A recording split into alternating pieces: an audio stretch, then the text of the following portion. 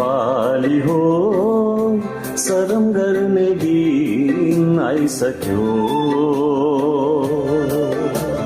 सङ्गरौँ नेपाली हो भोकै मर्ने दिन आइसक्यो सङ्गरौँ नेपाली हो शरम गर्ने दिन आइसक्यो सङ्गरौँ नेपाली हो भोकै मर्ने दिन आइसक्यो